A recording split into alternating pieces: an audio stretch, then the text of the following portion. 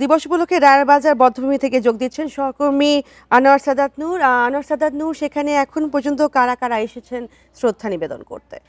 বেলা বাড়ার সাথে সাথে কিন্তু রায়েরবাজার বুদ্ধিজীবী স্মৃতিসৌধে মানুষের সমাগম বাড়ছে। সাধারণ মানুষ, বিভিন্ন পেশাজীবী মানুষের পাশাপাশি সেখানে বিভিন্ন রাজনৈতিক দল, সামাজিক সংগঠন এবং স্কুল কলেজের শিক্ষার্থীদেরকেও কিন্তু তাদের আসতে দেখা গেছে।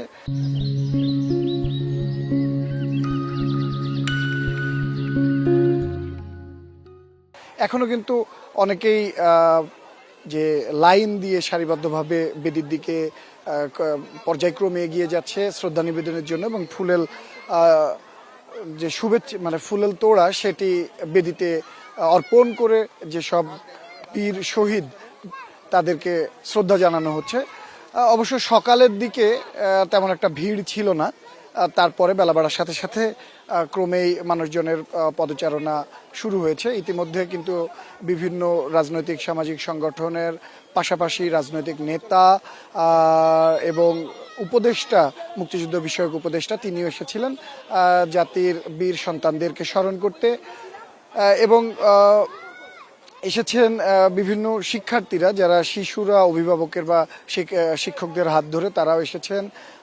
শিক্ষকরা বলছেন যে তাদের শিক্ষার্থীদেরকে যে স্বাধীনতার বা মুক্তিযুদ্ধ সম্পর্কে তাদেরকে অবগত করতে, সেই জ্ঞান তাদের মধ্যে যেন প্রজন্মের পর প্রজন্ম সেই ধারাবাহিকতায় প্রবাহিত হয়, সেই ব্যাপারটি তাদেরকে খুব চাক্ষুষ কাছ থেকে সেই ইতিহাস তুলে ধরতে, তাদেরকে বোঝাতে কিন্তু এই শহীদ বুদ্ধিজীবী স্মৃতিস্তম্ভে নিয়ে এসেছেন যে 14ই ডিসেম্বরের ভয়াবহতা, কেন কি কারণে এই সকল বীর বাঙালিদেরকে হত্যা করা হয়েছিল শিক্ষার্থীদেরকে অবগত করতে। এবং শিক্ষার্থীরাও কিন্তু বা নতুন তরুণ যারা নতুন শিশু তারাও কিন্তু বলছেন যে কেন 14ই ডিসেম্বর বাঙালির কাছে আবেগের এবং শোকাতুর, তারা সেটা উপলব্ধি করতে চান, বুঝতে চান, তাই তারা অভিভাবকের হাত ধরে এসেছেন এই বেদিতে। তারাও ফুলেল শুভেচ্ছা জানাচ্ছেন জাতির সেসব বীর শ্রেষ্ঠ সন্তানদের। তবে বিভিন্ন রাজনৈতিক দলের নেতাকর্মীরা এসেছিলেন, এর মধ্যে এসেছিলেন জুনায়েদ সাকি, রহিন হাসান প্রিন্স সহ আরও অনেকেই। তারা বলছেন যে 71 সালে যে সকল বীর সন্তানরা, বুদ্ধিজীবীরা এই দেশকে পুনরায় যারা ঘুরিয়ে দাঁড় করাতে পারতেন, একটি যুদ্ধবিধ্বস্ত দেশ থেকে আবার নতুন করে একটি নতুন বাংলাদেশের সূচনা ঘটাতে পারতেন, সেই সকল মানুষদেরকে বেছে বেছে 14ই ডিসেম্বর হত্যা করেছিলেন পাকিস্তানি হানাদার বাহিনীরা, যেন বাংলাদেশ মেধাশূন্য হয়ে পড়ে আর কখনোই ঘুরে দাঁড়াতে না পারে, সেই যে নীল নকশা, সেই নীল নকশা বাস্তবায়ন করার একটি অংশ হিসেবে। এবং সেখানে সহযোগিতা করেছিলেন এই দেশেরই কিছু মানুষ যারা তখন বাংলাদেশের বিপক্ষে অবস্থান নিয়েছিলেন এবং তারা চেয়েছিলেন যে স্বাধীন বাংলাদেশ তৈরি হোক। এই রাজনীতিকরা বলছেন যে সেই ধারাবাহিকতাকে পিছনে ফেলে আমরা 54 বছর এগিয়েছি, এবং যে মূল ভিত্তি আদর্শ ছিল মুক্তিযুদ্ধের, সেটি এখনো যেমন পূরণ হয়নি, এবং আগামীতে পূরণ করার লক্ষ্যে নতুন প্রজন্মকে হেঁটে যেতে হবে মুক্তিযুদ্ধের চেতনা এবং মুক্তিযুদ্ধের যে মূল স্তম্ভগুলো, সেগুলোর উপরে ভিত্তি করে। আনোয়ার সাদাত নূর, আপনি আমাদের সঙ্গেই থাকুন। এবার শহীদ বুদ্ধিজীবী দিবসের আয়োজন নিয়ে আরও জানাতে বিনপুর শহীদ বুদ্ধিজীবী স্মৃতিসৌধ থেকে যোগ দিচ্ছেন সহকর্মী আদিলুর রহমান। এখন সেখানে কারা কারা গেছেন শ্রদ্ধা নিবেদন করতে, এবং সারাদিন ব্যাপী কি কি কর্মসূচি রয়েছে সেখানে?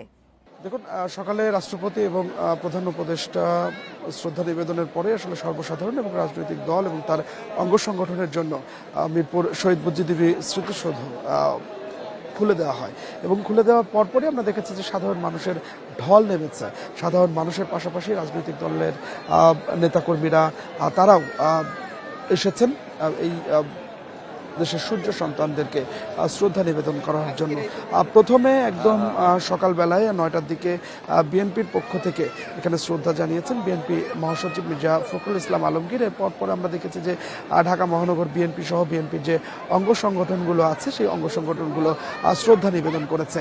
এই মুহূর্তে আমরা নিবেদন করতে দেখছি জাতীয় পার্টিকে। জাতীয় পার্টির শ্রদ্ধা নিবেদন করতে এসেছেন বাংলাদেশ বিপ্লবী ওয়ার্কার্স পার্টি, বাংলাদেশ নাগরিক পার্টি, এবি পার্টি সহ বিভিন্ন যে রাজনৈতিক দলগুলো আছে সেই রাজনৈতিক দলগুলো এই মুহূর্তে শ্রদ্ধা নিবেদন করছেন এবং শ্রদ্ধা নিবেদনের জন্য অপেক্ষা করছেন। তো আমরা আসলে কথা বলেছিলাম যারা রাজনৈতিক দলের যারা এসেছেন এখানে, তারা প্রত্যেকে আসলে বলছেন যে জাতির শ্রেষ্ঠ সন্তানদেরকে তারা স্মরণ করছেন এবং বলছেন যে তারা যে পথ দেখিয়ে দিয়ে গেছেন, যে একটি সুন্দর বাংলাদেশের বাস্তবায়নের জন্য তারা জীবন দিয়ে গেছেন এবং আজকের এই দিনে মূলত বাংলাদেশের মেধাশূন্য করবার জন্যই মূলত সূর্য সন্তানদেরকে হত্যা করেছিল পাকিস্তানি হানাদার বাহিনী।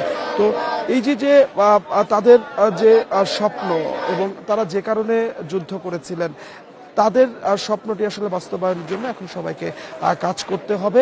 এখনো এই স্বাধীনতার এত বছর পরেও যে রাজনৈতিক যে বিভেদ ছিল সেই রাজনৈতিক বিভেদ থাকতেই পারে, কিন্তু সবার মধ্যে যে ঐক্যবদ্ধ একটা অবস্থা, সেই ঐক্যবদ্ধ একটি অবস্থা থাকতে হবে। তো আমরা একটু আসলে কথা বলতে দেখতে পাচ্ছি যে এই মুহূর্তে বাংলাদেশ নাগরিক পার্টির যিনি আহ্বায়ক নাহিদ ইসলাম তিনি কথা বলছেন। আমরা সরাসরি সেখানে তার কাছে একটু যেতে চাই। আমরাও প্রত্যাশা করছি এই লড়াই এবং তরুণ সমাজ এগিয়ে আসবে তার জন্য আমরা একটু আসলে আজকের যে আপনারা শ্রদ্ধা নিবেদন করতে আসছেন এবং সূর্য সন্তানদের সম্পর্কে যদি সাথে স্মরণ করছি 1971-এর বাংলাদেশের স্বাধীনতা প্রাপ্তিতে 14 ডিসেম্বরে আমাদের যে শহীদ বুদ্ধিজীবীরা তাদের আত্মত্যাগ করেছেন তাদের প্রতি, এবং আমরা বিশ্বাস করি যে 47 থেকে শুরু করে 71 আজকে শহীদ বুদ্ধিজীবী দিবস এবং সেখান থেকে 1971 সালের বিজয়ের প্রাক্কালে এই দিনে সামগ্রিক বাংলাদেশের মুক্তিযুদ্ধপন্থী লেখক, শিল্পী, সাংবাদিক আগামীতে যত বাধা এবং বিভিন্ন পেশাজীবী উপেক্ষা করে ব্যক্তিদেরকে হত্যা করা হয়েছিল। এদেশকে মেধাশূন্য করার প্রচেষ্টা নিয়ে আমরা আজকের এই দিনে আমাদের সেই সকল জাতির সূর্য সন্তানদের স্মরণ করছি এবং তাদের যে স্বপ্ন আকাঙ্ক্ষা, সাম্য, মানবিক মর্যাদা, সামাজিক সুবিচারের বাংলাদেশ, সেই বাংলাদেশ আমরা প্রতিষ্ঠা করতে পারবো। এই সময়ে রাজনীতিবিদ, বুদ্ধিজীবী এবং সর্বস্তরের নাগরিকদেরকে সেই দায়িত্ব নিতে হবে। আমরা সেই দায়িত্ব নিচ্ছি। আমরা এটা প্রত্যাশা করব যে 71 এবং 24-এর বিপ্লবের মধ্য দিয়ে আমাদের যেই আকাঙ্ক্ষা এবং যে লড়াই শুরু হয়েছে সেটা আমরা বাস্তবায়ন করতে পারবো। বর্তমান আসলে পরিস্থিতিটা কি মনে হচ্ছে আপনার কাছে, এই যে গত 2-3 দিন আগে যে একটা অনাকাঙ্ক্ষিত ঘটনা ঘটে গেল? বর্তমান পরিস্থিতিতে আমরা বলবো যারা ওসমান হাদির এই হত্যা চেষ্টা জড়িত ছিল তাদেরকে এখনো কিন্তু গ্রেফতার করা হয় নাই, ফলে দ্রুত সময়ের মধ্যেই তাদেরকে গ্রেফতার করতে হবে। এইটা সরকারের জননিরাপত্তার প্রশ্ন, যেমন 24-এর বিপ্লবের প্রশ্ন, বিপ্লবের ফেস যারা মুখচ্ছবি যারা, তাদেরকে খুঁজে খুঁজে এরকম গুপ্ত হত্যার চেষ্টা করা হচ্ছে। ফলে আওয়ামী লীগ এবং ফ্যাসিস্ট শক্তি তারা সর্বাত্মকভাবে দেশ বিরোধী ষড়যন্ত্রে লিপ্ত হয়েছে এবং তাদের বিরুদ্ধে গণপ্রতিরোধ প্রয়োজন, সরকারের জায়গা থেকে কঠোর অবস্থান প্রয়োজন।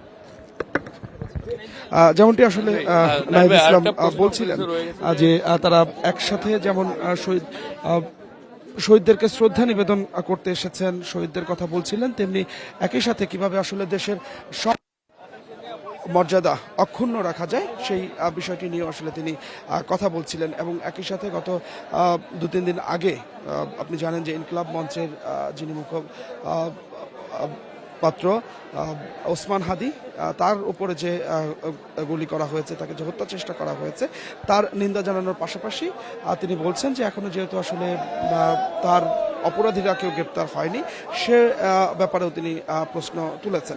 তো আমরা এই মুহূর্তে আসলে যে বুদ্ধিজীবী স্মৃতিসৌধে আসলে যে পরিস্থিতি যেটি দেখতে পাচ্ছি সেটি হচ্ছে যে এই মুহূর্তে আসলে বলা যায় যে মানুষের ঢল, এই মানুষের মধ্যে সাধারণ যে মানুষ তারাও আছেন, বিভিন্ন স্কুল কলেজের শিক্ষা।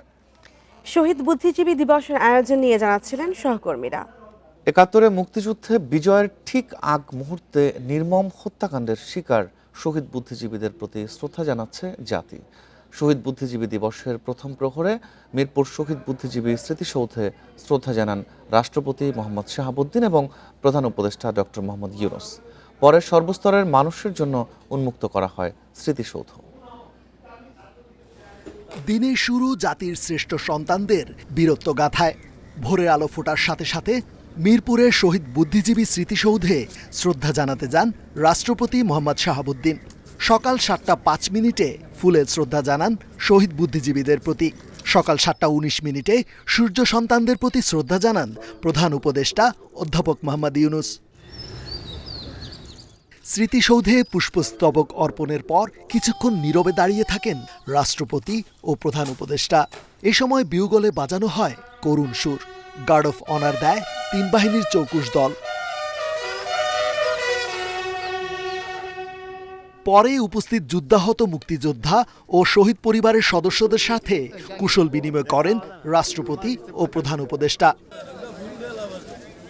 শহীদ বুদ্ধিজীবীদের শ্রদ্ধা জানাতে ঢল নামে বিভিন্ন রাজনৈতিক, সামাজিক ও সাংস্কৃতিক সংগঠন এবং বিভিন্ন শ্রেণী পেশার মানুষের। আমাদের ভৌগোলিক স্বাধীনতা হয়েছে, কিন্তু তাদের যে লক্ষ্য ছিল, জাতির যে লক্ষ্য ছিল, সেই বৈষম্যহীন বাংলাদেশ এখন আমরা প্রতিষ্ঠা করতে পারিনি। একটা আধুনিক, সমৃদ্ধ, গণতান্ত্রিক, অসাম্প্রদায়িক, সমতাভিত্তিক সমাজ গঠনের লড়াইটা আসলে চালাতেই হবে। গণতন্ত্র এবং শোষণ মুক্তির সংগ্রামকে এগিয়ে নিয়ে যাব, এই হোক আজকের আমাদের শপথ। 1971 সালের 14 ডিসেম্বর পাকিস্তান হানাদার বাহিনী ও তাদের দোসর রাজাকার আল-বদর আল-শামসদের নির্মম হত্যাকাণ্ডের ক্ষত পূরণ হবার নয়, বলেন আগতরা। এটা তো একটা চিরন্তন, যতদিন বাংলাদেশ থাকবে এই বুদ্ধিজীবীদের শ্রদ্ধা নিবেদন এগুলি জাতি সব সময় করবে। এটা আমাদের এত বড় অহংকারের জায়গা তো আর খুবই কম আছে। 71-এর মহান বিজয়ের পর বরেণ্য বুদ্ধিজীবীদের ক্ষতবিক্ষত মরদেহের সন্ধান মেলে রায়েরবাজার ও মিরপুর বধ্যভূমিতে। 54 বছর আগে পরিকল্পিত নারকীয়তার শিকার হয়েছিলেন দেশের বুদ্ধিজীবীরা, তবু মাথা নত করেননি। দেশের জন্য জীবন উৎসর্গ করে দেখিয়ে দিয়ে গেছেন হার না মানা দৃঢ়তা, রেখে গেছেন বাঙালি জাতিসত্তার গর্বিত ইতিহাস, যা আজও ভবিষ্যৎ প্রজন্মের কাছে ন্যায়ের পথের অনুপ্রেরণা। রেজওয়ানুল হক, ইন্ডিপেন্ডেন্ট নিউজ, শহীদ বুদ্ধিজীবী কবরস্থান, ঢাকা।